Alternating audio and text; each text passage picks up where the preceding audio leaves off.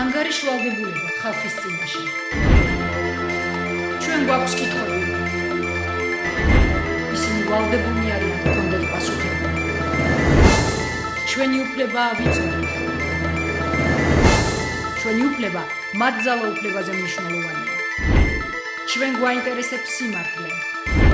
მათ უნდა აინტერესებდეთ ხალხის აზრი. ჩვენ ველოდებით გულახდილ პასუხებს. პირდაპირ საუბარი ეკაბერიძესთან ყოველ საქმეს მაესტროზე. საღამომშვიდობისა თქვენ უყურებთ და ასევე უსმენთ პირდაპირ საუბარს ეკაბერიძესთან რადიო მაესტროს ეთერით FM 94.7-ზე. საჯარო რეესტრის მიერ დღეს გავრცელებული ინფორმაციით ბიზნესმენ ბიძინა ივანიშვილს საქართველოს მოქალაქეობა შეუწყდა. საქართველოს კანონმდებლობით თუ პირი საქართველოს მოქალაქე არ არის, მას არც პოლიტიკური პარტიის დაფინანსების უფლება აქვს და არც შექმნის. ორმაგი მოქალაქე კი საქართველოს კონსტიტუციის თანახმად ვერც პრემიერ-მინისტრი გახდება და ვერც პარლამენტის თავმჯდომარე. აქვს თუ არა პერსპექტივა ბიზნესმენის პოლიტიკურ კარიერას და დაუშვა თუ არა ივანიშვილმა პირველი შეცდომები. პირდაპირ საუბარი დავით ბერძენიშვილთან. გადაცემის მეორე ნაწილში რა საკითხმა გამოიწვია უთანხმოება სინოდის ხდომაზე, ამ შეკითხვაზე პასუხის მიღებას დღეს თია წულუკიანისგან შევეცდებით.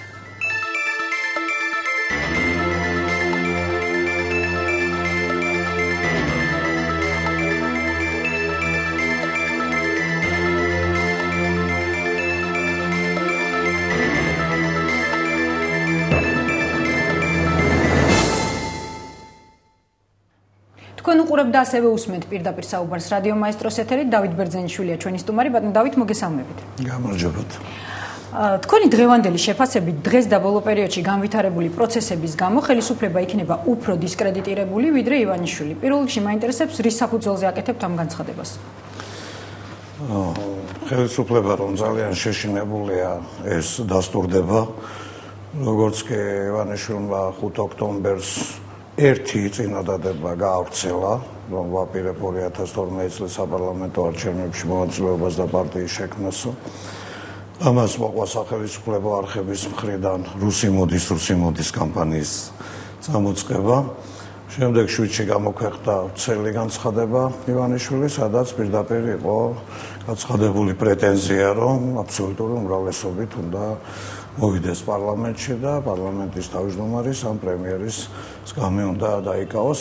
ამას უკვე მოყვა არა მარტო სახელმწიფო არხების, არამედ რიგში ჩამდგარი დეპუტატების ძალიან მკვეთრი განცხადებები და ის რომ დღეს სამოქალაქო რეესტრიდან გამოგვიცხადეს, რომ ივანიშვილი თურმე აღარ ყოფილა საქართველოს მოქალაქე, კიდევ ერთი დასტურია იმისი, რომ ივანიშვილის ამ განცხადებას იმის მიუხედავად, ვინ უკავშირებს პოზიტიურ მოვლენებს, ვინ ნაკლებად, აი ამის მიუხედავად, შეფასებების მიუხედავად, რა თქმა უნდა, ქართული პოლიტიკური სივრცე, ქართული პოლიტიკური პალიტრა თვისობრივად იცვლება, თუ ივანიშვილმა მართლა შეძლო პოლიტიკური ძალის ჩამოყალიბება.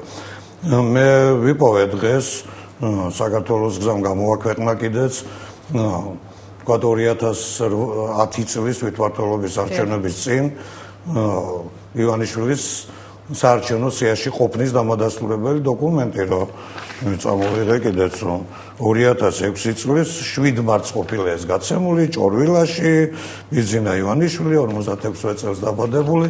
შემდეგ Facebook-ზე გამოჩნდა, რომ პირადობის დამადასტურებელი მოწმობა 2004 წლის აგვისტოში აუღია. სულ რამდენიმე დღის წინ აი ამ მოწმობით მას დოკუმენტაცია შეუქმნია ძირითადად ჩუქების, როგორც ასევე საინფორმაციო საშუალებებმა გვაცნეს, ასე რომ სრულიად ნათელი არის, რომ 7 ოქტომბრის გაცხადებამდე ხელისუფლება ამ საკითხს არ სვამდა. დღეს ძალიან ესეთი დაბნეული კომენტარი არის პარიკო კუბლაშვილის, რომელმაც თქვა, რომ მე არ ვიცი პრეზიდენტის აქტი არსებობს თუ არა, ამიტომ ჩვენი კანონმდებლობა მოითხოვს, რომ შეწყვეტა მოქალაქეობის პრეზიდენტის მიერ უნდა იყოს დადასტურებული. უწევდა, რომ ეს ფორმალობა, ხო პრეზიდენტის ხელმოწერა ფორმალობაზე ეძახის ამას, ხშირად ფორმალობა, რა თქმა უნდა, რეალურად, მაგრამ დოკუმენტისთვის პრეზიდენტის ხელმოწერის გარეშე მოქალაქეობის შეწყვეტა არ ხდება. მაგრამ ფაქტობრივად რა შეცვლის ეს ბატონო დავით თუ ხელისუფლება მიიღო გადაწყვეტილებამ რომ ივანიშვილი აი დღეიდან აღარ არის საქართველოს მაგრამ ასე მარტივი არ არის. ძალიან მნიშვნელოვანია ივანიშვილის პრეტენზიის გაცხადება რომ ის სააკაშვილის ხელისუფლების ცვლილებას აპირებს. 2007 წლის ოქტომბერს შევადაროთ და თქვა ბადრი პატარკაციშვილის მაშინდელ პერსპექტივებს რომ შევადაროთ ივანიშვილის შესაძლებლობები პოლიტიკურ სივრცეში. სხვაობა არის იმიტომ რომ მიუხედავად იმისა რომ ბადრი პატარკაციშვილი იყო იმედის მფლობელი. ბადრი პატარკაციშვილი პრინციპში ხელს უწყობდა პოლიტიკურ ოპოზიციურ ძალებს იმედის მეშვეობით, თუმცა 1-6 თვე ისეთიც იყო 2007 წლის პირველ ნახევარში როცა რესპუბლიკელები არ ვიყავით მაინდა-მაინც მიღებული სტუმრები საინფორმაციო პოლიტიკაში რაც ბადრის უარ უყვია მე. მაგრამ ძირითადად შემდეგ პირიქით ძალიანაც ვიყავით წარმოჩენილი, მაგრამ 2007 წლის ოქტომბერში მიუხედავად იმისა, რომ ბადრი პატარკაშვილს ჰქონდა უზარმაზარი ფინანსური რესურსი, მას ჰქონდა საერთო ნაციონალური მაუწყებლობის რადიო, ტელევიზია ძალიან პოპულარული, ბადრი პატარკაციშვილი მაინც აღმოჩნდა პოლიტიკურ პერიფერიაზე. იმიტომ რომ მაშინ ეროვნულ საბჭოში გაერთიანებული პოლიტიკური ძალები, კონკრეტული პერსონების და პარტიების იყვნენ ძალიან პოპულარულები ქვეყანაში, რაც დადასტურდა კიდეც ნოემბრის აქციები და შემდეგ საპრეზიდენტო არჩევნების შედეგები. ან მიგაჩნიათ რომ დღეს სხვა სინამდვილე სხვა სიტუაცია განსხვავებულია, იმიტომ რომ პრაქტიკულად აი ბოლომჟუტავი იმედი იყო 6-იანი პოლიტიკური ალტერნატივობის პრეტენზიის მქონე 6-იანის დაშლის შემდეგ ამეთერში ირაკლი ალასანიამ ისე როგორც ხვალჩოვის ალიანსის დაშლა მან გამოაცხადა, სწორია რომ მან გამოაცხადა, როდესაც იღებ გადაწყვეტილებას, ხა ბუნებრივია შენვე უნდა გააცნო საზოგადოებას ამ გადაწყვეტილების თაობაზე. როდესაც დროშის დაემთხვა ეს შესაძლოა არც თუ მაინდა-მაინც შემთხვევით ალიანსის დაშლის გადაწყვეტილების გამოცხადება დროში პირდაპირ საათებით დაემთხვა ივანიშვილის განაცხადს რომ აი მე პოლიტიკურ პარტიას ვქნი. ის მოდის უკეთესი პირობები თავისთვის. ეს არ არის კარგი რომ პოლიტიკური სივრცე პოლიტიკური პარტიების დასუსტებით არის დღეს უფრო გამორჩეული. მაგრამ ნუ რეალურად ბიზნესა ივანიშვილისთვის სასტარტო პოზიცია ამ თვალსაზრისით უკეთესია. მაგრამ დამთხოვის არსირაში, ანუ როგორ ხსნით თქვენ ამ დამთხოვას? შესაძლებელია რომ 6-იანის დაშლაში მაგალითად ბიზნესის ხელი ერიოს და მას ჰქონდეს ურთიერთობა რომელიმე პოლიტიკურ ძალასთან, რომელიც იყო 6-იანი. რომელიმე პოლიტიკურ ძალასთან ურთიერთობის თაობაზე, როგორც დავკვირდა 7 ოქტომბრის განცხადებით, ის ალბათ არ ვიცი ხვალინდელ განცხადებაში რომ ეს დილით უნდა გამოქვეყნდეს თუ შემდეგ პირდაპირ ეთერში თუ არ ვიცი როდის, მაგრამ საჯაროდ მას გაცხადებული აქვს რომ ის პოლიტიკური ძალის შექმნას აპირებს და აპირებს ურთიერთობებს ამა თუ იმ პოლიტიკურ ჯგუფთან თუ ნამდვილ ოპოზიციასთან როგორც მანდარ ჩვენ არ ვიცით ვის გულისხმობს რა არის ხვალგაცხადება თუ მოგვიანებით ამას ვნახავთ მაგრამ მას აქვს შესაძლებლობები ეხა რას დააპირებს ეს არ ვიცი ისე როგორც საქართველოს მოსახლეობის აბსოლუტურ უმრავლესობას თვალით არ ვნახავს არასდროს კონტაქტი არ მქონია არც მე არც რომელიმე ჩემს თქვა თანაპარტიელს თუ არ ჩავთვლით საჩხერის ორგანიზაციას სადაც ახლა ბუნებრივია მის თაობაზე მეტი რამ იციან და მას აქვს შესაძლებლობა თეორიულად არის ორი შესაძლებლობა თქვა ამ დეკლარირების მერე პოლიტიკური ძალის შექმნის. ერთი ეს არის რომ ქმნის თქვა მოძრაობას, სადაც მისი გუნდიც არის თავად რომ ანუ ერთგვარ კოალიციას რეალურად რომელიც საარჩევნო კოალიციად გარდაიქმნა, სადაც მისი გუნდიც არის, სადაც არიან ცალკეული ინდივიდები და როგორც თავად განაცხადა ოპოზიციის ის ნაწილი, რომელსაც ის მიიჩნევს ნამდვილ ოპოზიციად. ეს არის ერთი შესაძლებლობა ტექნოლოგიურად. მეორე შესაძლებლობა არის, რომ ქმნის თავის პარტიას ცდილობს რომ ეს პარტია გახდეს დომინანტი ოპოზიციურ მინდორზე და პარალელურ რეჟიმში შემდეგ პარტნიორებად რამდენიმე პოლიტიკურ ჯგუფს დაუკავშირდება. ერთი შესაძლებლობის პლუს-მინუსებიც არსებობს, მეორე შესაძლებლობის პლუს-მინუსებიც არსებობს. მაგრამ მაპატიეთ რომ გაწყვეტინებთ. ჩვენ ახლა ვსაუბრობთ გაგრძელებაზე ისტორიის, ბიძინა ივანიშვილის ისტორიის, მაგრამ თუ ის ვერ მოახერხებს აი ამ სიტუაციიდან გამოსვლას, რასაც ქვია საქართველოს მოქალაქეობის არქონა. მაშინ რა პარტიის შექმნაზე ვსაუბრობთ ან რა პოლიტიკური კოალიციის? გადაწყვეტილი პოლიტიკური ძალის ჩამოყალიბება და სააკაშვილის ალტერნატივობა და სააკაშვილის რეჟიმის დამარცხება მიუხედავად იმ ხელოვნური სირთულეებისა, რასაც ხელისუფლება მას უქმნის და ერთი ეს არის პროპაგანდა რომ რუსი მოდის, ესე იგი ბიძინა ივანიშვილის მიერ აშენებული სამება რუსული ფულით აშენებულია, ბათუმის დელფინარიუმი თუ 6 მაისის პარკი საინტერესო სახელია ხო მიშამ და 6 მაისი არის თუ ატრაქციონი თუ ბაკურიანში ბევრი რამ რაც მას გაუკეთებია ის მასმერე რაც ბიძინა ივანიშვილმა განაცხადა პოლიტიკური ამბიცია გამოამჟღავნა ნუ ეს არიქა პუტინის არის და ბენდუკიძე რუსი არ არის, ვაშაძე რუსეთის მოქალაქე არ ყოფილა რუსეთთან ომის დროს, ალასანია ბიძამისი რუსეთთან კავშირში არ არის. მოკლედ, ჩემი რუსი, კაი რუსია, ეს არის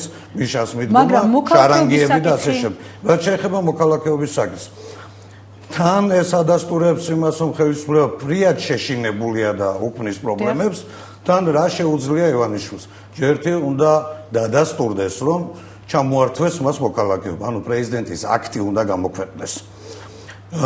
პრეზიდენტის აქტი თუ გამოქვეყნდება და ეს იქნება დღევანდელი რიცხვის ხელმოწერილი თუ გუშინდელის, იმიტომ კუბლაშვილმა თქვა, რომ რაც ივანიშვილმა საჯაროდ განაცხადაო, რომ საფრანგეთის მოქალაქეობა, ანუ 7 ოქტომბერს. სწორედ მაშინ შეუწყდა მას საქართველოს მოქალაქეობა. ამის შემდეგ უკვე იქნა მიღებული ეს გადაწყვეტილება. ესე იგი, ბოლო დღეების საკითხია, პოლიტიკური ანგარიშსწორება არის. და მე არ ვფიქრობ, რომ ხელისუფლება ამით მოიგებს. იმიტომ რომ მოქალაქეობის აღდგენის შესაძლებლობა ერთი უნდა ნახოთ ის არის საფრანგეთის მოქალაქე ნამდვილად და სრულფასოვნად, მან კი თქვა, რომ საფრანგეთის პასპორტ ჩავაბარებო, მაგრამ ნუ რა ტიპისა ეს პასპორტი სრულფასოვანი მოქალაქეობისათვის სხვა რამე ჩვენ ეს არ ვიცით. თუ ის საფრანგეთის მოქალაქეა მას შეუძლია და გაცხადებული აქვს, რომ რუსეთის და საფრანგეთის პასპორტებს შევაბარებ, არ არის რთული პროცედურა, რომ 3 თვის განმავლობაში მან აღიდგინოს საქართველოს მოქალაქეობა. სააკაშვილმა რომ არ მიცეს მას მოქალაქეობა, აი აღდგენაზე რომ მიმართოს, სააკაშვილმა რომ არ მიცეს მოქალაქეობა, ამის საფუძველი სააკაშვილს არ აქვს და მაშინ უნდა თქვას, რომ ეს არის პირდაპირ რუსეთის აგრესია და ამიტომ ის უნდა გამოაცხადოს. ეს ერთი თან კუბლაშვილი ამბობს, რომ პრინციპში მას შეუძლია მიიღოს მოქალაქეობა. მე არ ვფიქრობ, რომ ხელისუფლებას იმის იმედი აქვს, რომ ბიძინა ივანიშვილი საქართველოს მოქალაქე არ იქნება არჩევნებამდე. ამის იმედი არ ამგონია ხელისუფლებას ჰქონდეს, იმიტომ რომ ამის შესაძლებლობები მას მაგრამ მაშინ რის იმედი აქვს, ანუ რას წყვეტს ხელოვნურ პრობლემებს უქმნის.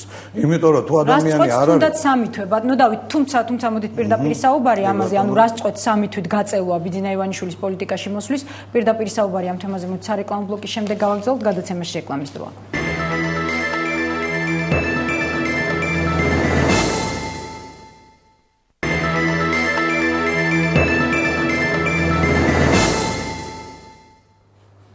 ვაგრძელებთ პირდაპირ საუბარს დავით ბერძენიშვილთან, ბატონო დავით, გავიმეორებ ჩემს შეკითხვას. რას შეცვლის ხელისუფლება, თუნდაც სამი თვით თუ გადაიწევს ბიძინა ივანიშვილის პოლიტიკაში მოსვლა და პარტიის შექმნა და საერთოდ რა ფასს გადაიხდის ხელისუფლება იმაში, თუ არ დათანხმდება მას გახდეს საქართველოს მოქალაქე? რატომ ფიქრობთ, რომ ხელისუფლება ესე შეიძლება რაიმე დაუჯდეს პოლიტიკურად? როდესაც მრავალი წლის განმავლობაში ბიძინა ივანიშვილი ქვეყანაში არის ცნობილი როგორც ქველმოქმედი, ხელისუფლების მიერ, თავად სააკაშვილის მიერ აქვს მას მინიჭებული საქართველოს მოქალაქეობა 2004 წლის ზაფხულში. ხელისუფლების მიერ ის წარმოჩენილია როგორც ქველმოქმედი და ასეთ ვითარებაში, როცა მოსახლეობის ნახევარი სიღარიბის ზღვარს ცხოვრობს, როცა პოლიტიკური სპექტრი დასუსტებულია და ხალხს იმედის მოთხოვნილება აქვს, რომ დაინახოს ალტერნატივა, ასეთ ვითარებაში ბიძინა ივანიშვილზე თქვა რომ ის ბიძინა კი არ არის ბორისია ხო ეხლა დაიწყეს ეს რომ ესე იგი ახლა იტყვიან რომ ივანიშვილიც არ არის რაღაცა სხვაგვარის არის ანუ მიბმა იმაზე რომ რუსეთია პუტინია და ასე შემდეგ ეს არ გამოიწვევს ჩემი ღმერთმენით და სპეციალისტებთანაც ვისაუბრე ამ თემაზე არ გამოიწვევს მიუხედავად სახელმწიფო პროპაგანდისა მოსახლეობის დიდი ნაწილის მიერ იმის დაჯერებას რომ ბიძინა ივანიშვილი ქართველი აღარ არის რომ ბიძინა ივანიშვილი ქართველი ხალხის მტერია ხელისუფლება ამას აკეთებს იმიტომ რომ მან სხვა რესურსი არსებული პოლიტიკური სპექტრის გაცოცხლების ამ შესაძლებლობას ვერ დაუკავშირა მარტო ბიძინა ივანიშვილი ბუნებრივია მას პოლიტიკური გამოცდილება არ აქვს და ჩვენ არ ვიცით ის რანაირ პოლიტიკურ ძალას შექმნის გამოჩნდა ეს მის განცხადებაში ბატონო დავით რომ მას არ აქვს ერთგვარად კი და თქვათ იგივე პრესასთან მიმართებაში ტელევიზიებთან მიმართებაში ეს ვილად რო თქვათ არის ყვაწონილ-დაწონილი თქვათ პოლიტიკური გამოცდილების მქონე ადამიანები ასე არ მოიქცეოდნენ მაგრამ ახლა მას სხვა გამოცდილება აქვს, სხვა ხედვები აქვს, ალბათ თulis რომ სადღაც ასეთი მიდგომები გამსვლელი ყოფილა, მაგრამ სხვათა შორის ტელევიზიებისადმი აი ამ ფრაზებმა გადაფარა ის ძირითადი რაც მაშინ 7 ოქტომბრის განცხადებაში გაცილებით მნიშვნელოვანია. ეხლა თუ არა ესეც შეცდომა სწორედ განცხადების შესაძლოა, მაგრამ მას აქვს რესურსი შეცდომების დაშვების. მან არ უნდა დაუშვას კატასტროფული შეცდომა. მისი სასტარტო პოზიცია არის ძალიან კარგი. ამასთანავე ბიძინა ივანიშვილის პოლიტიკური გააქტიურება ააქტიურებს პოლიტიკურ სპექტრს ქვეყანაში. ეს ასე არ არის, რომ იქნება ერთი სააკაშვილი და იქნება მხოლოდ მისი საპირწონე ივანიშვილი. თავად ივანიშვილს სჭირდება საკუთარი პოლიტიკური ძალის შექმნის პროცესში და მისი ძლიერების დადასტურების პროცესში პოლიტიკურ საინფორმაციო სივრცის გახსნაში ხელშეწყობა არა მარტო საკუთარი პარტიისთვის, არამედ იმ პარტიებისთვის, რომელსაც თქვა პარტნიორებად ხედავს და იმ პარტიებისთვისაც, რომელსაც პარტნიორად არ ხედავს, იმიტომ რომ თქვა შალვა ნათელაშვილმა საპრეზიდენტო კამპანიის დროს ბიძინა ივანიშვილი პრემიერ-მინისტრად დაასახელა. ისე რომ შეთანხმებული არ ქონდა როგორც ჩანს. შემდეგ საპირისპირო არის რომ ეხლა ბიძინა ივანიშვილი ძალიან ცუდი კაცია მისთვის. აი შალვა ნათელაშვილის ლეიბორისტული პარტიაც კი ბიძინა ივანიშვილის შესაძლებლობებით გაცოცხლებულ, გაძლიერებულ, გაფართოებულ საინფორმაციო სივრცეში ისიც კი ისარგებლებს. მით უმეტეს ბატონო დავით თუ ასეთი შედეგი ექნება ბიძინა ივანიშვილის ჩართვას პოლიტიკურ პროცესებში არ ფიქრობთ რომ ხელისუფლება ყველაფერს გააკეთებს იმით რომ თუნდაც მოქალაქეობის არ მიცემით დაბლოკოს მისი ჩართვა პოლიტიკურ პროცესებში მე ვფიქრობ რომ ხელისუფლებას აქვს სურვილი და მცდელობა ასეთი არის რომ რესურსი არა აქვს რესურსიც აქვს მაგრამ ყოვლის მომცველი არ არის ეს რესურსი მიშა სააკაშვა თბილისში და ქალაქების დიდ უმრავლესობაში წააგო საპრეზიდენტო არჩევნები ოფიციალური მონაცემებითაც. ანუ რესურსი თუმცა მაშინ ოპოზიცია იყო უფრო ძლიერი ხომ ასე კი, მაგრამ ნუ ეხლა აი ეს ვითარება არის, ნახოთ, ამიტომ არის დამოკიდებული იმაზე, როგორი ოპოზიციური შენატანი გაჩნდება ქართულ პოლიტიკურ ბაზარზე.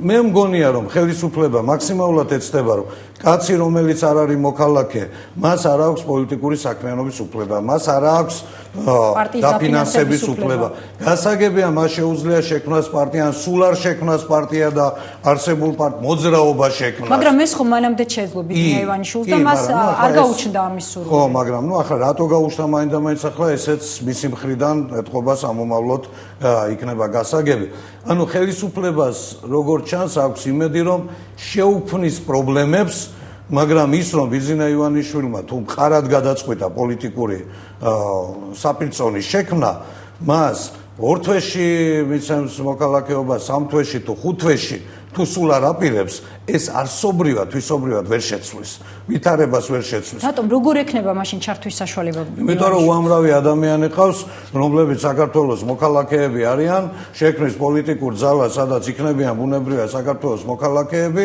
და აი ამ მოქალაქეების და როგორ დააფინანსებს მას არ აქვს უფლება ამ შემთხვევაში მე ეს ტექნოლოგიები კარგად არ ვიცი მაგრამ ხელისუფლება მიცის კარგად ბატონ დავით მაგრამ არ არის ხელისუფლება ყოვლის შემძლე ხელისუფლება არის მძიმე დღეში და ის რომ ხელისუფლება 85%-ს აცხადებს მაშინ როდესაც აქტივობა იყო ძალიან დაბალი, ესეც პროპაგანდაა.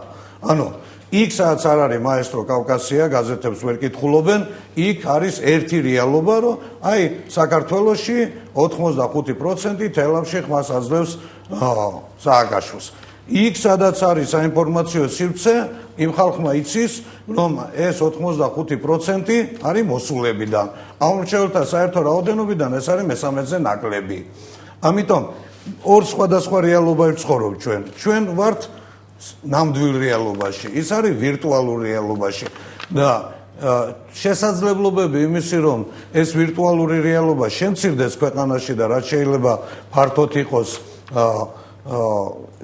საინფორმაციო სივრცე, მე ძალიან კმაყოფილი ვიყავ, ახლა რამდენიმე რაიონში ვიყავი და აი ვითვლიდი თეფშებს, თორე რამდენ თეფს დავინახავდი, ვიცი რომ ახლა ეს ხალხი მე მიყურებს. და პრაქტიკულად თქვა საგარეჯოში ყველა მეორე სახლზე თეფშია, ლეჩხუმში თეფშია, გურიაში ხდება, ბევრი ადგილ საინფორმაციო სივრცის ათვისების შესაძლებლობები არის. არის Global TV, არის რაღაცა შესაძლებლობები, რომელიც ალბათ იქნება გამოყენებული. მე მგონია რომ ხელისუფლება სერიოზულად წააგებს თუ კვალიფიციური იქნება ოპონირება. როგორი იქნება ეს, რამდენად კვალიფიციური იქნება, რა თქმა უნდა მნიშვნელობა აქვს იმას, რა შემადგენლობა წამოწევს როგორ ფიქრობთ, აი რა ტიპის სახეებზე შეიძლება მან ფსონი დადოს ბიძინა ივანიშვილმა, ვინ იქნებიან მისი პარტიის სახეები, ანუ საუბარია კახა კალაძეზე, ანუ გია ხუხაშვილზე, რომელსაც შესთავაზეს, მაგრამ უარი თქვა. თქვენი აზრით, თქვენი დაკვირვებით, რა ტიპის პოლიტიკოსებზე ან არაპოლიტიკოსებზე გააკეთებს, დადებს ფსონს ბიძინა ივანიშვილი? მე ბუნებრივია გამიჭირდება ახლა ლაპარაკი იმაზე, რომ ვის დაინახავს ის თავის, მაგრამ არა, მე აქ მაინტერესებს რა ტიპის, ანუ იქნებიან უფრო ახალი სახეები, იქნებიან უფრო რადიკალური მე არ გამორიცხავ, რომ შესაძლოა ამ წრეში აღმოჩნდეს რაღაც ნაწილი პირდაპირ ან ირიბად იმ ექსპერტებისა, რომელთა კვალიფიკაციაში ქართველ ხალხს ეჭვი არ ეპარება, თქვენი ხშირი სტუმრებიც ყოფილან, მათი ნაწილი შესაძლოა ახლოს მივიდეს ივანიშვილის პოლიტიკურ ძალასთან. ამ ექსპერტებიდან იმდენად ადრე იყო ზოგი პოლიტიკაში, რომ როგორც პოლიტიკოსებს ხალხი მას დღეს არ აღიქვამს და დისკრედიტირებულები არ არიან. ზოგი სულ არ იყო პოლიტიკაში და აკადემიური წრეებიდან არის მოსული. მე ვფიქრობ, რომ შესაძლოა ერთი ნაწილი ივანიშვილის პოლიტიკური ძალის ხარდამჭერებისა, აქტიური წევრებისა ეს აღმოჩნდეს. შესაძლოა აღმოჩნდეს უშუალოდ პოლიტიკური ძალის მკეთებელი, რაიმე არაპოლიტიკური წარმომავლობის ტექნოკრატები, რომლებმაც სისტემის აწყობა იციან. რომელიმე პოლიტიკური ლიდერი, როგორ ფიქრობთ, შეიძლება აღმოჩნდეს მისი პარტიის შიგნით ან პარტნიორად? ვერ გეტყვით, არ ვიცი, ვერაფერს გეტყვით.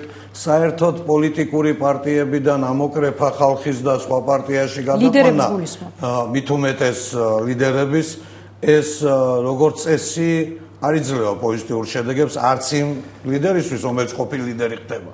აი წარმოიდგინეთ, ახლა რომელიმე ოპოზიციური პარტიის ლიდერი ან ლიდერთაგანი უცებ აღმოჩნდეს ბიძინა ივანიშვილის გუდის ქვეშ ეს ან ყოფილი ლიდერი მაგალითად. ხო, შესაძლოა ესეთები იყოს, მაგრამ ვინ იქნება დომინანტი?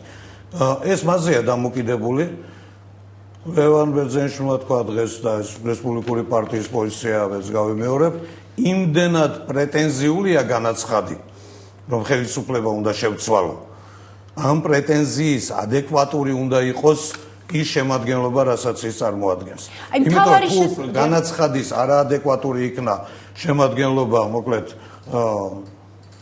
დარე თუ იქნა საზოგადოების აღქმაში ეს შემადგენლობა, რაღაცა პოლიტიკური თუ არაპოლიტიკური აუტსაიდერობის სუნი თუ აუდვა ამ შემადგენლობას, მაშინ ამით ქართული ოპოზიცია, ბიძინა ივანიშვილიც, სხვა პოლიტიკური ძალები, რომლებიც სულ არ გეგმავენ თქვათ ივანიშვილთან პარტნიორობას, მაგრამ ობიექტურად ივანიშვილის გაჩენა მათაც უქმნის რაღაცა პოლიტიკური აქტიურობის შესაძლებლობას, აი ეს დემოკრატიული რესურსი დაზარალდება. ეს იქნება თქვენი აზრით მთავარი შეცდომა, რომელიც შეიძლება ივანიშვილმა დაუშვას, თუ არის სხვა საფრთხეებიც, რამაც შეიძლება შეაჩეროს მისი პოლიტიკური კარიერა? მე ორიენტირებული ვარ უფრო იმაზე, რა კი ასეთ ვითარებაში ვარ ჩვენ დღეს, ეს არ არის კარგი რეალობა.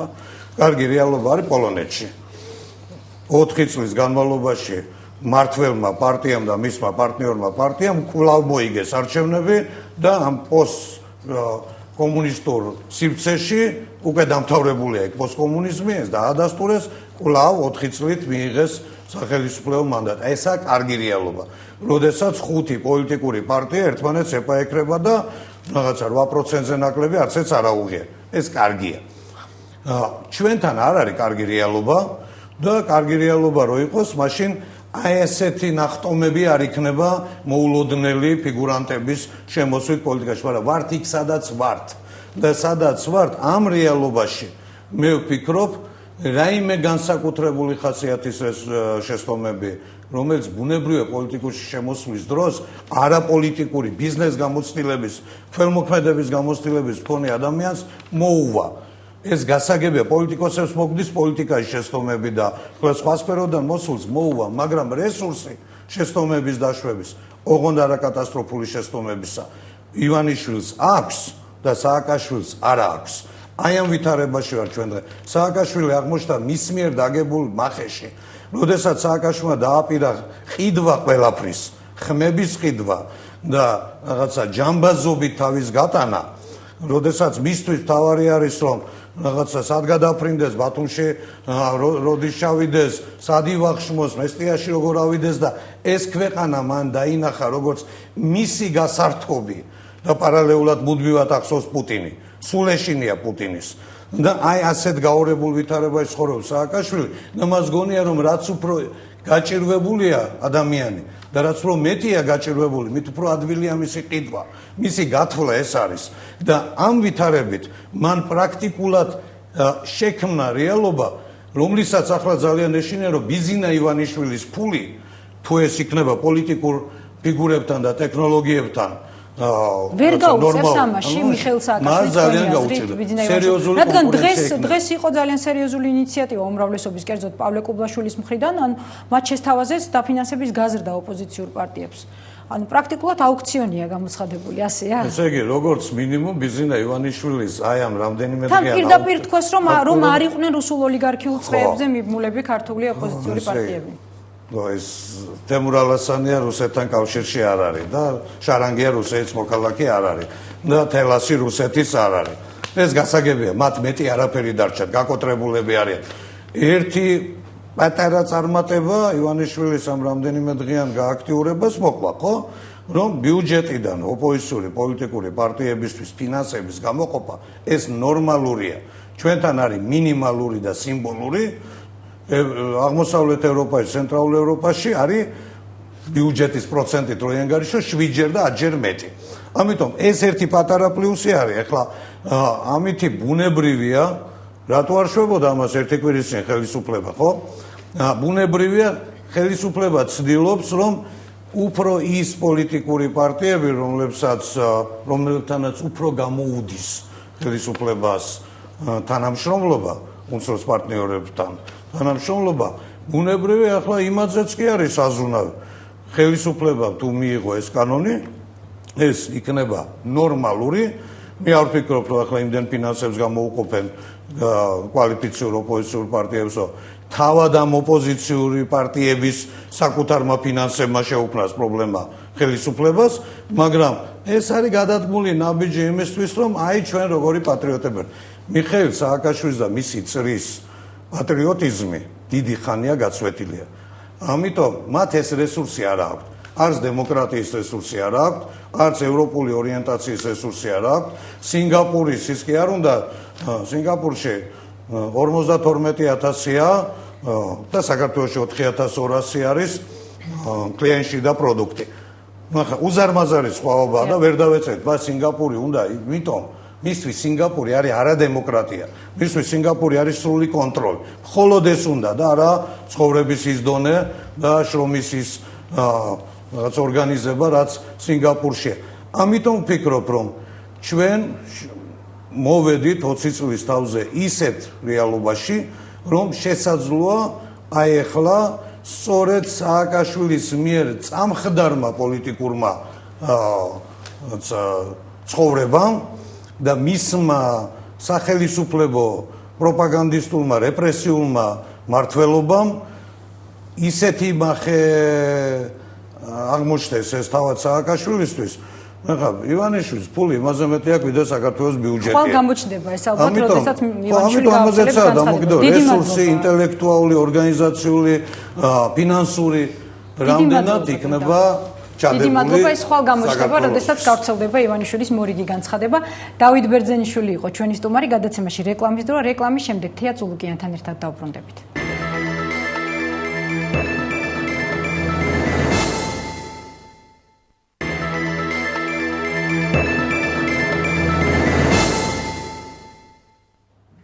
თქვენ უყურებთ და ასევე უსმენთ პირდაპირ საუბარს რადიო მაესტროს ეთერით. თეა წულუკიანია ჩვენი სტუმარი, ქალბატონ თეა, მოგესალმებით. პირველ რიგში მინდა რომ მაყურებელს გავაცნოთ საქმის არსი, რადგან ეს არის ამბავი, რომელიც ქვეყნდებოდა გაზეთ ალიაში პორცია სხვადასხვა წერილების სახით. საქმე ეხება სინოდის სხდომას, რომელზეც თქვენ ესწრებოდით, რომელიც მსჯელობდა რელიგიურ ორგანიზაციებთან დაკავშირებული კანონპროექტის შესახებ. ამ კრების შემდეგ გავრცელდა ხმები უკვე საპატრიარქოს შიგნით არსებულ განხეთქილებაზე. რასაც რამდენიმე განცხადება მოყვა უკვე ბოლო დღეების მანძილზე, ბოლო განცხადება იყო კვირას, ასევე იყო პატრიარქის ქადაგება ამ ამბავთან და ამ კონფლიქტთან დაკავშირებით. მე მაინტერესებს თქვენგან მოვისმინო მეც და მაყურებელმაც ეს ამბავი, ანუ პირველ რიგში რა ხდებოდა სინოდის სხდომაზე და თქვენ რატომ ესწრებოდით ამ სხდომას?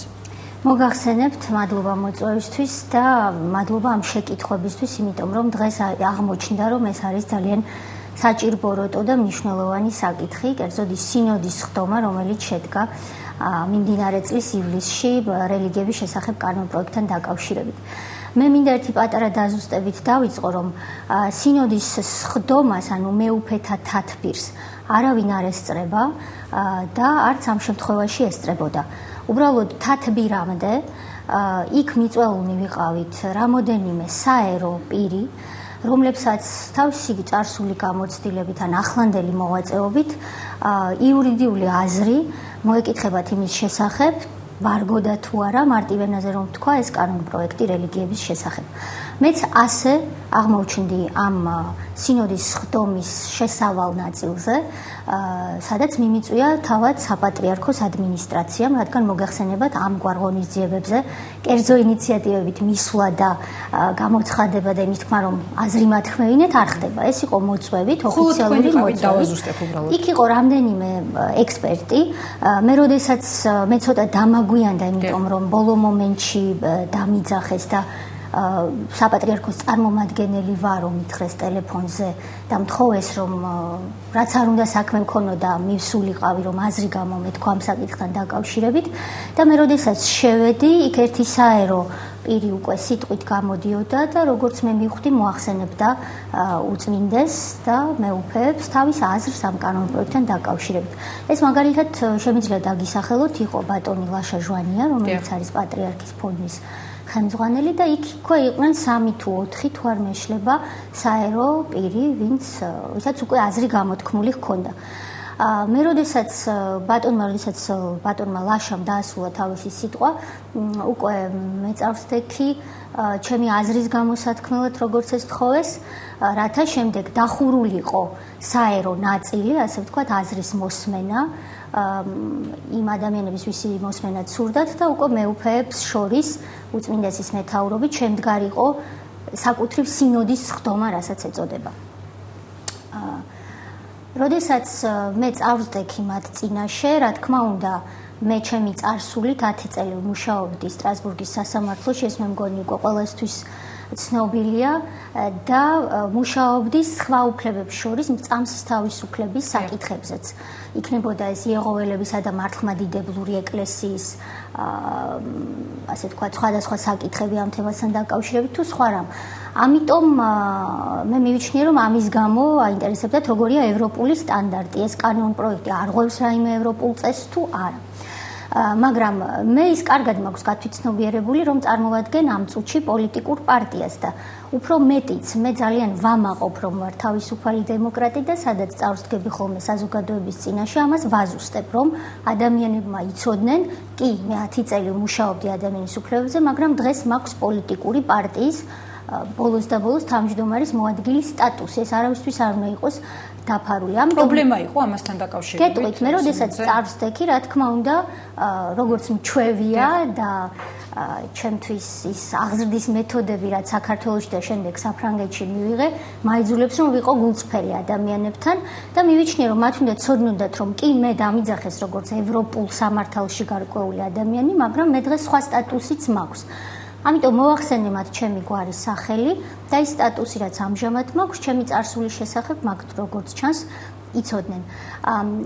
ის რომ ჩემი ამჟამინდელი სტატუსი იყო პოლიტიკური, ამის შესახებ ზოგიერთ მეუფეს გაუჩნდა ეჭვი და არც მეტი არც ნაკლები. უბრალოდ ეჭვი რომ ხომ არ გამოიწვევს ეს პოლიტიზაციას ამ საკითხის უფრო მეტად ვიდრე ეს უკვე არისო. აი ესეთი იყო აზრი.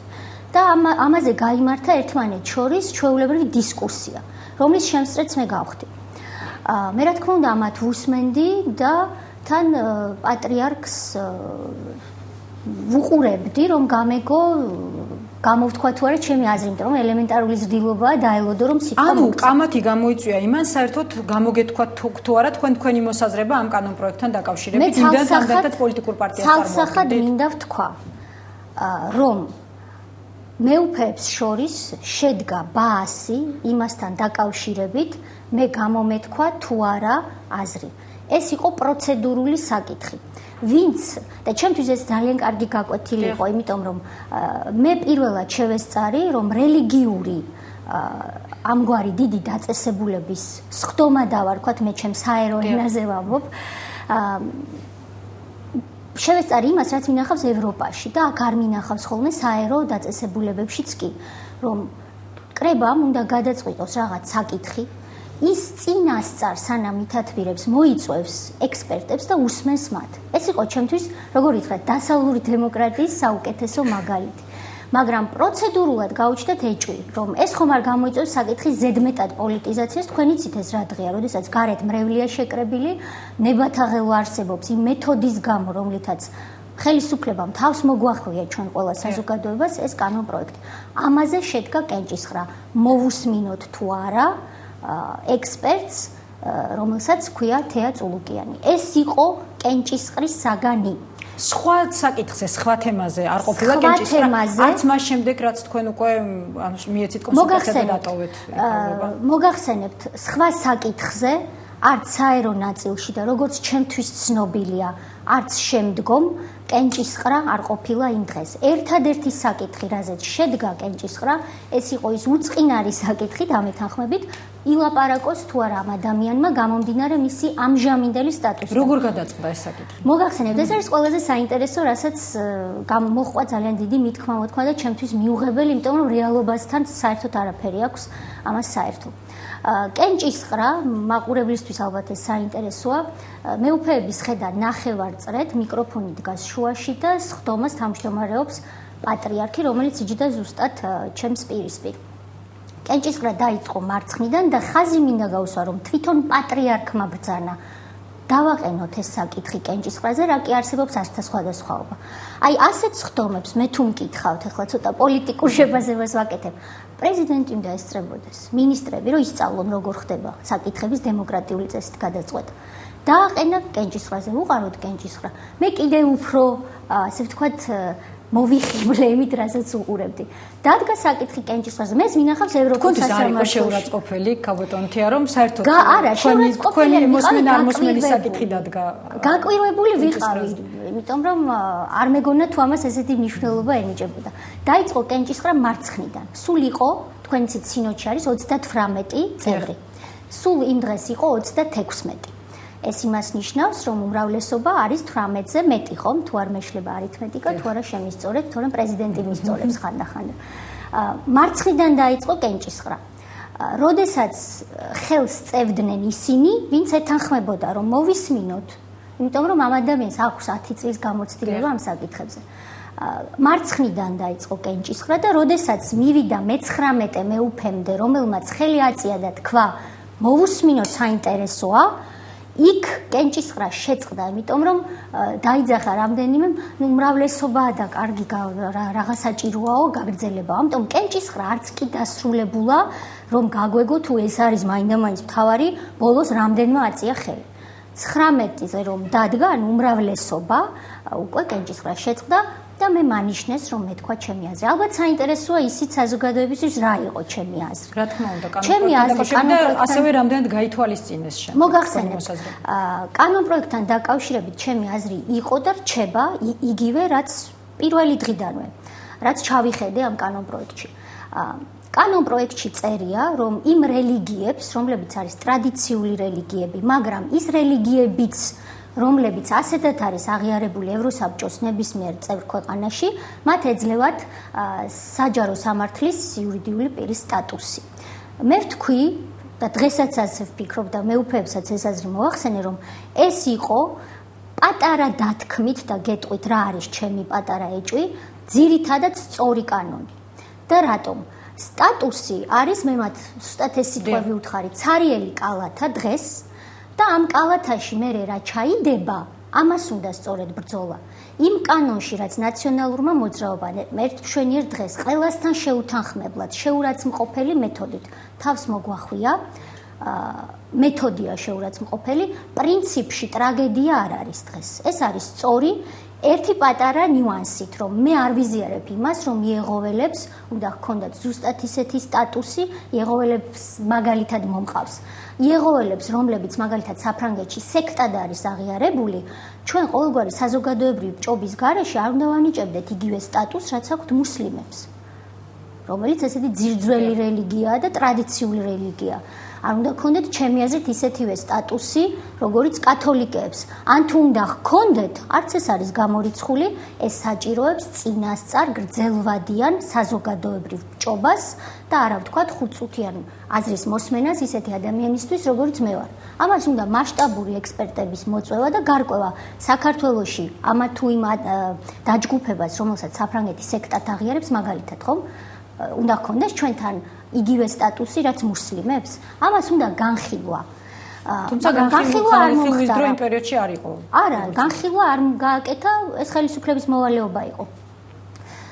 ამიტომ მე ერთი პატარა ეს ეჭვი მაქვს, რომ ყველას უნდა გქონდეს ერთნაირი სტატუსი თუ არა, მაგრამ ის რომ სტატუსი უნდა გქონდეთ ტრადიციულ რელიგიებს და ვთქვათ ეგრეთ წოდებული სექტების სტატუსიც უნდა იყოს გარკვეული, ეს არის 2x2 ნებისმიერი ევროპული სტანდარტებით მოაზროვნე ექსპერტიზმი. რამდენად მისაღები იყო თქვენი ეს ეს მოვახსენე მე მათ და სხვათა შორის მე ისიც ვუთხარი, რომ წინააღმდეგობა არ შეხვდათ ამასთან დაკავშირებით. იცით რა, იქ სინოდია, იქ არ არის რაღაც საუბრის დროს არავინ არ გაწყვეტინებს, ესენი არიან დასრული სასულიერო პირები, ხომ? სიჩუმეში უსმენენ ყველას. და მე ბოლოს ისიც ვთქვი, რომ ეს არის ცარიელი კალათა, მაშინ რაც ჩადებს ხელისუფლება, ამის მიმართ უნდა ვიყოთ ფრთხილად, რომ ის რაც არის მართლმადიდებლური ეკლესიის ქონება, ამ ეკლესიამ საზოგადოებრივი განხილვის ფარგლებში, რომელშიც თავად იქნება ჩართული, შეძლოს საკუთრების უფლებების დაცვა. და მე ვუთხარი, რომ ეს ჩემი აზრია, ბრძოლა არის წინ და დღეს ტრაგედიასთან არ გვაქვს საქმე. მე როდესაც ჩემი სიტყვა დავასრულე, მე ვიყავი ბოლო საერო პირი, ვინც ამაზე საუბრობდა, აქედან გამომდინარე მე მევალებოდა, რომ ეს ხდომა, სადაც პრინციპში სხვა მხრივ ჩემი ადგილი არ იყო, დამეტოვებინა და მე ეს ხდომა დიდი მადლობა გადავიხადე და დავტოვე. მე რა მინდა ვთქვა და რისთვის ვარ თქვენდამი მადლიერი, რომ ამის საშუალება მომეწით. ბოლო დღეებია უწმინდესი და უნეტარესი აკეთებს განცხადებას იმის შესახებ, რომ უკვე ალბათ მეათედ თქვას, სულ ცოტა, რომ ეს კენჭისყრა არ ეხებოდა იმას, თუ ვინ უჭერს პატრიარქს მხარს და ვის არა, ეს არის ჭორი, პირდაპირ ამას შემიძლია დავარქვა ჭორი, მიზანმიმართული იქითკენ, რომ ეკლესიის შიგნით გამოიწვიოს არეულობა, ან მრევლს დაანახოს, რომ ეკლესიაში საქმე კარგად ვერ არის. საფრანგეთის განცხადებაში კამპანიაზეც არის საუბარი, რომელიც ასევე მიზანმიმართულად ცდილობს, რომ კონფლიქტი გამოიწვიოს ეკლესიის შიგნით. ვის ინტერესში შეიძლება ეს თქვენი აზრით იყოს? მე არ ვიცი ეს ვის ინტერესშია, მაგრამ პროფესიონალი ჟურნალისტი, როდესაც იმ გაზეთებში, სადაც ეს ქვეყნდება, მე დავაკვირდი შემდეგ რა სტატიები ქვეყნდებოდა და მართლაც პროფესიონალები არიან იმ გაგებით, რომ ინფორმაცია შესანიშნავად ფლობენ, იქ დაიწერა, რომ მე ვიმყოფებოდი, იქ შეეძლოთ მოსულიყვნენ და ის ინტერვიუ, რომელსაც ახლა თქვენ მართლეთ, ჩემთვის ჩამოერთვათ, რომ რეალურად გაიგოთ რა მოხდა. ვის ინტერესშია, მე არ ვიცი, მე ვიცი ერთი რამ, რომ ის თუ რა პრობლემებია ეკლესიაში, ეს ეკლესიის საქმეა. ჩვენ საერო ადამიანებმა ჩვენს პრობლემებს მივხედოთ, იმიტომ რომ ასეა თუ ისეა, საქართველოს ჭირდება ორი ფეხი, რომლითაც ის დადის ისტორიის მანძილზე და დღემდე მოვიდა. ეს არის ორი ბურჯი, ერთი საერო, ერთი სასულიერო. სასულიერო ფეხი, ასე ვთქვათ, ბურჯი ჩვენი ქვეყნის დღეს თავის ადგილზე არის. მიუხედავად იმ პრობლემებისა, რაც შეიძლება მას ჰქონდეს. საერო ბურჯი კი მოიკოჭლებს. ამიტომ ჩვენ ჟურნალისტები, პოლიტიკოსები, არასამთავრობო ორგანიზაციები, საერო პირები დავკავდეთ ჩვენი პრობლემებით. ყველა ვინც საქართველოს კეთილის მსურველია, სახელმწიფოებრივად აზროვნებს, თავ შეიკავებს დღეს ჭორების გავრცელებისგან. ხა მე დიდ პატივად ვთვლი, რომ ივლისიდან მოყოლებული ერთ-ერთ გაზეთში ყოველდღე მიძღვნიან, ესე ვთქვათ, იმის შესახებ ინფორმაციას, ვინ მომცა ხმა და ვინ არ მომცა ხმა. ეს მე არ ვიცი, ვინ მომცა ხმა და ვინ არ მომცა ხმა, არც მომსვლი აზრად დამემახსოვრებინა, აჯერსი მე არც ვიცნობ მეუფეებს, გამომდინარე იქიდან, რომ წლების მანძილზე აქ არ ცხოვრობდი, მეუფეებს მე პირადად არ ვიცნობ. ამიტომ არც ვიცი, ვინ რისთვის, ვინ აწია ხელი და ვინ არა. მაგრამ მედალიონების სახით ერთ-ერთ გაზეთში იბეჭდება იმის შესახებ, თუ მე ვინ მომცა ხმა, რომ მელაპარაკა. ეს ჩემთვის დიდი პატივია, მაგრამ ეს უნდა შეწყდეს. საიდან აქვთ ეს ინფორმაცია, ქალბატონთია, თუ არ გადის ისევ იმ ადამიანებისგან, ვინც იჯდა ამ სხდომაზე? მე არ ვიცი, ეს მე ყველაფერი კარგად არის და არანაირი დაპირისპირება არ არის. მაშინ საიდან გადის ეს ინფორმაცია? ეკლესიაში შეიძლება არის რაღაცა უთანხმოება, მე არ ვიცი, მაგრამ მე გეუბნებით იმას, რისი მომსწრეც მე ვიყავი და გამომდინარე იქიდან, რომ მე ვარ ამის თვითმხილველი, ალბათ მეკუთვნის პატარა პატივისცემის რაღაც ხარისხი, რომ თვითმხილველს, როდესაც გამოვდივარ და საჯაროდ ვამბობ იმას, რაც ჩემი თვალით ვიხილე და აქამდე არ ყოფილვარ, მე მგონი შემჩნეული ტყილების საჯაროდ გაცხადებაში, რომ ცენ პატივი და დამიჯერონ, რომ ეს ასე იყო. თუ არა, არსებობენ იგივე ვთქვათ, ლაშა ჟვანია ვახსენე. იქ ბრძანდებოდა ეს ადამიანი ზუსტად იმას შეესწრო, რასაც მე გეუბნებით, ხომ? თუ მაინდა-მაინც უნდა საჭირო იყოს მოწმეები. მაგრამ მე ჩავთვალე ჩემს სახელმწიფოებრივ და მოქალაქეობრივ მოვალეობად, რომ რაკი უწმინდესმა გააკეთა უკვე ბოლო დღეებში სამჯერ ერთი და იგივე განცხადება. მან ხადაგების დროსაც ისაუბრა. კი ბატონო, მე თქვა რომ ეს ასე იყო კენჭისყრაზე საკითხი იდგა ილაპარაკოს თუ არა წულუკიანმა. ეხლა თუ ერთ გაზეთს უნდა რომ მე ყოველ კვირას მომიძღვნას ეს თავისი ნომერი, ეს ჩემთვის დიდი პატივია, მაგრამ ეს კენჭისყრა არავითარ შემთხვევაში არ ეხებოდა არც იმას დაუჭიროთ თუ არა კანონს ხარი და მოგწონს თუ არა ჩვენი პატრიარქიო. ბოლოს, როდესაც საერო პირებმა დატოვეს ეს ხდომა, შედგა მეუფეთა თათბირი და ჩვენ ვიცით რომ სინოდმა ერთხმად მიიღო ის გადაწყვეტილება, განჩინება, რომელიც მიიღო. ეს განჩინება არის ცივილიზებული, თქვენ ტექსტი წაკითხული გაქვთ, ევროპული ტიპის დაწესებულებისთვის დამახასიათებელი ტექსტი, რომლითაც ჩვენ შეიძლება მხოლოდ და მხოლოდ ვამაყობდეთ. ეხლა ეკლესიას შესანიშნავად ესმის, რომ მომავალი ბრძოლა, ბრჭყალებში ბრძოლა გადის იქ, რომ თუ სტატუსში რა შედის. როდესაც ჩვენ ვაძლევთ სტატუსს რომელიღაც ეკლესიას, რაც კარგია, იმ სტატუსის უკან რას გულისხმობთ. ეს მომავალი საუბრის შედეგია. ეკლესიას დღეს ერთადერთი დავალება ბრჭყალებში ბოდიშვიხტი, რაც შეიძლება საერო ნაწილისგან ჩვენი ქვეყნის კონდეს, არის ის, რომ მან ყველა თავისი რესურსის მობილიზება მოახდინოს, თუ საჭიროა საერო პირების დახმარებითაც, რომ მომავალში ჩვენ ერთ დღეს არ გაგვეღვიძოს და დილით არ გავიგოთ, რომ ამ სტატუსში ჩაიდო ესა და ეს. რომ ეს იყოს საზოგადოებრივი ჭობის შედეგი, მე ბევრჯერ მithქვამს და კიდევ საჯაროდაც მინდა ვთქვა, რომ როდესაც მე ვუსმენ მაგალითად პირველ არხზე იყო დებატი, იგივე ბაპტისტების ხელმძღვანელს ბოდიშვიხტი, მე საერო სიტყვებით ლაპარაკობ, არ ვარ კარგად ამ ტერმინებში გათვითცნობიერებული, ვუსმენ მუსლიმთა სასულიერო ლიდერს. მართლაც საამაყოა, როგორ ჯერ როგორი ქართულით მეტყველებენ, როგორ პატივსცემენ ჩვენი მართლმადიდებელი ეკლესიის წინამძღვარს. მუსლიმები იმასაც კი ამბობენ, რომ ის მათი სულიერი მამა. ამის არ დანახვა არ შეიძლება. ის კანონ-პროექტი, რომელიც თავს მოგვახვია ნაციონალურმა მოძრაობამ, ერთი რამ ზუსტად ვიცი, მიზნად ისახავდა სხვადასხვა რელიგიების ერთმანეთზე გადაკიდებას, მაგრამ ეს არ მოხდება, იმიტომ რომ ქართველი არის ტოლერანტი და რაც თუ არის შეგნებული. ძალიან დიდი მადლობა. მადლობა თქვენ. ნახვა. თია წულუკიანი იყო ჩვენი სტუმარი, დღეს ამიდგე მშვიდობებით, ხვალ 10 საათზე ისევ შევხვდებით ერთმანეთს მშვიდობიან ღამეს გისურვებთ.